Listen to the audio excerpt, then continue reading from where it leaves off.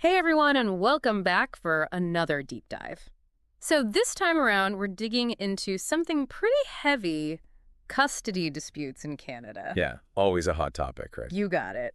But we're going beyond the headlines because you actually sent us some recent court decisions, all from this year. Fresh precedents, love it. And what's really interesting is how much these cases reveal about what the courts are really looking at. Might surprise some people. No kidding. You hear custody battle and you picture this dramatic courtroom showdown, right? But these cases tell a different story. Totally. We've got three of them, each from a different province: British Columbia, Saskatchewan, and Ontario. Mm. And they all kind of highlight this underlying theme. They do. And while each province has its own laws, little nuances here and there, these cases offer some seriously valuable insights for anyone dealing with custody issues, no matter where they are in Canada. Exactly. Okay, so should we just dive right into it? Let's do it. Yeah. Okay, that British Columbia case. This one really stuck with me. It was a disagreement over mentioned specific issues from the BC case, pretty common stuff, actually. But what got me was how the court came to its decision. It's like a textbook example of how courts are moving away from simply he said, she said, and really focusing on what's best for the child based on evidence. They look past what the parents said they wanted and scrutinize their actions. Consistent care, the child's own feelings, was there a preference there? Even like documented communication between the parents, emails, text, that kind of thing. So it's not just about saying I'm the better parent, it's about showing it. Exactly. And showing it consistently. Not just when it's convenient or when someone's watching. You hear documentation is key, but this case really brings it home. It's like suddenly those late-night text message threads about who's picking up the kids from hockey practice become legal documents. Right. It's not just about those formal agreements drawn up in a lawyer's office.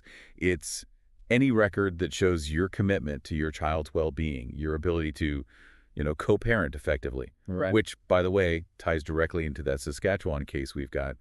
That one really hammered home the importance of those everyday interactions. Okay, so let me get this straight.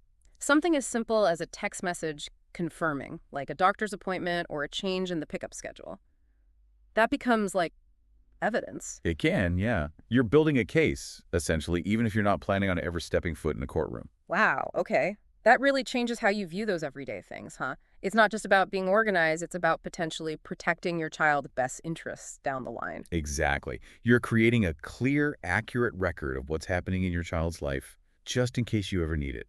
And the Saskatchewan case is a perfect example of that. The court specifically talked about the need for stability and continuity in a child's life. And they looked at things like documented routines and any disruptions to those routines when making their decision. Wow, that's huge. So even if one parent is used to doing bath time and bedtime stories every night and suddenly that gets inconsistent, that could actually work against them, legally. It could, yeah. Yeah. Think about it. Kids thrive on routine, right? So when their lives are already being turned upside down by a separation or divorce, maintaining a sense of normalcy, predictability, that becomes even more crucial. And the courts get that. They understand that. Wow. Makes you think twice about complaining about the monotony of those bedtime routines, right? Right. Okay, so we've got this theme of documentation, this idea of the child's best interests, which, by the way, we're going to unpack a little more because that feels like a loaded term, right? Probably. But how does that Ontario case, the one that focused on joint custody, how does that fit into all of this? Well, that one adds a whole other layer because it goes beyond just the evidence and dives into the realm of, communication, co-parenting, especially when there are disagreements. The court basically said, whenever possible, parents should strive for joint custody and keep those lines of communication open. In fact, they even suggested that things like professional mediation or assessments could be beneficial. So even if, you and your ex aren't exactly on speaking terms, the court still wants to see you working together, putting the child first. 100%. It's about finding a way to make it work, even when it's hard. And that's where having that clear, documented history can be so crucial, because it can actually help de-escalate conflict. How so? Well, because you have this factual record of events, it takes some of the emotionality out of it. It's not just one person's word against another. It's all right there in black and white. It's like, don't just tell me you're putting your child first, show me. Exactly. Okay, so we've established that documentation is king, right? And not just for, history buffs. But let's talk about this whole child's best interests thing, because that comes up in all these cases, but it feels kind of vague, you know? Like, what does that actually mean in the eyes of the law? Oh, you're totally right. It's one of those phrases that gets thrown around a lot, but it's not always clear what it means in practice.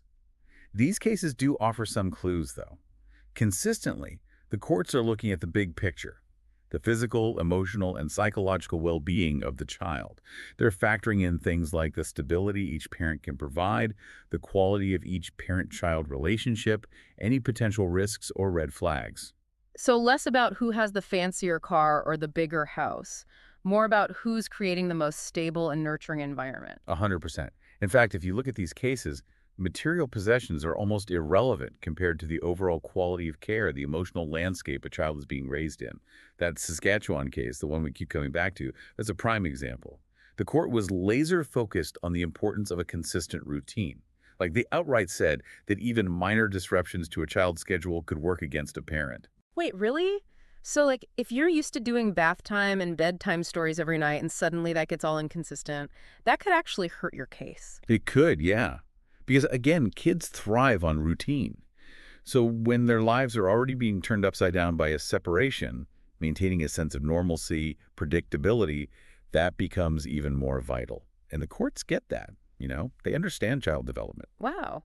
Makes you think twice about complaining about the monotony of those bedtime routines, huh? Right. Okay, so best interests, we've got a little more clarity there. What about this whole co-parenting and communication piece? Because the Ontario case really put a spotlight on that, especially in the context of joint custody. What stood out to you about that one? Well, it really highlighted this need for a mindset shift. It's not us versus them, even if that's how it feels in the moment. The court is basically saying you're both on team child now. Hmm. And that means open, respectful communication, even when, especially when you disagree. Which, let's be honest, is way easier said than done when you're in the thick of it. Yeah. Like, you're trying to coordinate holiday schedules, and one of you brings up that comment from 3 Christmases ago. Oh, tell me about it.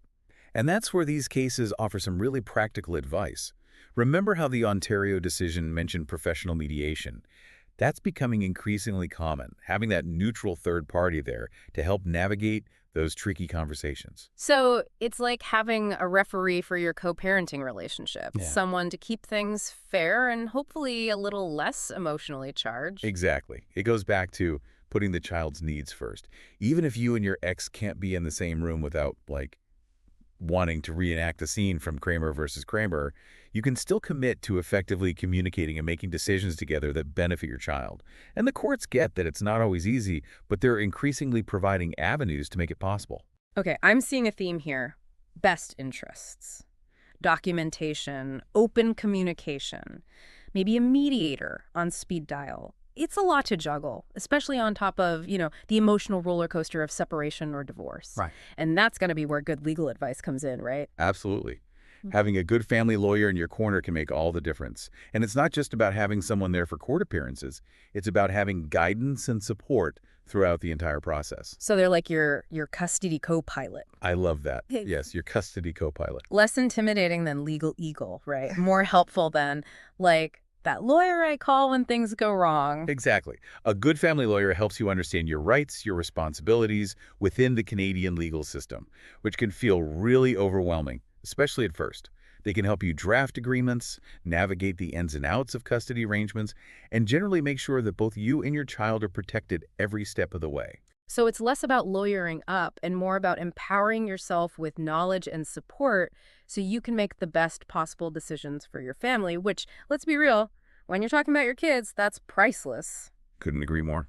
Okay, so we've talked about a lot today, from figuring out what best interests really means to, like, channeling our inner documentarian. Right. But for someone listening who's thinking, okay, that's all great, but where do I even begin?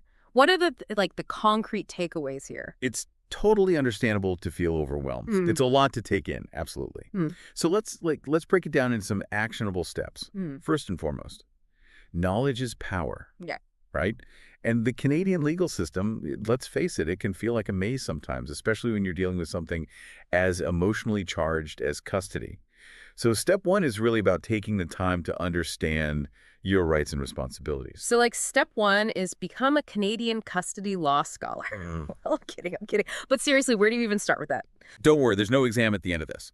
But there are some amazing resources out there. Mm. Legal aid clinics, family justice services. A lot of these places offer free or low-cost information and support. Think of them like your cheat sheet to navigating this whole thing. I love that. Knowledge is power, and it doesn't have to break the bank. What about this documentation thing? Because we keep coming back to that. Yeah. What does good documentation actually look like in this context? Think of it like you're building this clear, objective timeline of your co-parenting journey. Keep a journal, log those phone calls, text messages, emails, especially anything about, schedules, appointments, school stuff, all of that. Even those quick little texts like, hey, can you pick up so-and-so today? Those matter. Okay, but what about those in-person conversations, like, the ones at school pickup that devolve into a debate about, like, the nutritional value of fruit snacks? How do you document that? Oh, those are tricky. One thing you can try is the follow-up email.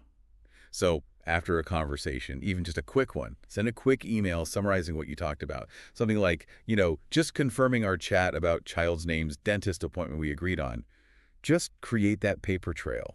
It can really help minimize those misunderstandings later. Oh, so smart. Because there are so many of those moments where it's like, wait, did we actually decide anything? Right. This way you've got proof. Okay, love it. We've got the knowledge. We're documenting like pros. What about this whole co-parenting thing? Any tips for making that feel less, I don't know, daunting? Honestly, it really comes down to communication. Like even when, especially when it's hard.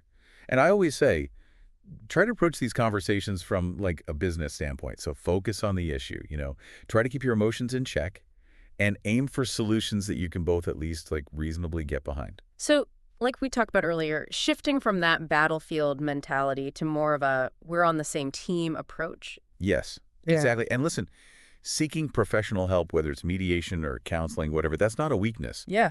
It actually takes a lot of strength to say, okay, we need some help figuring this out in a way that's healthy for our child. Yeah, couldn't agree more.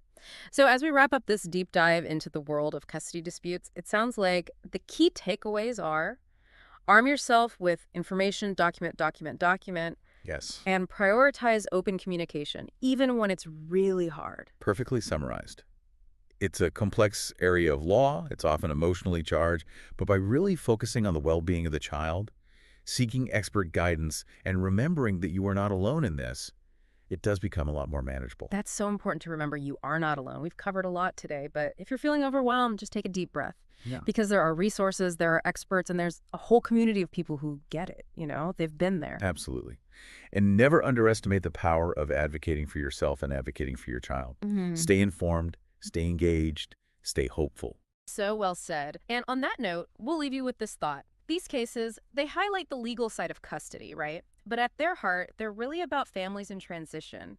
So I guess the question is, how can we, as a society, better support those families and make sure that the well-being of children stays front and center? Something to think about. Thanks for diving in with us.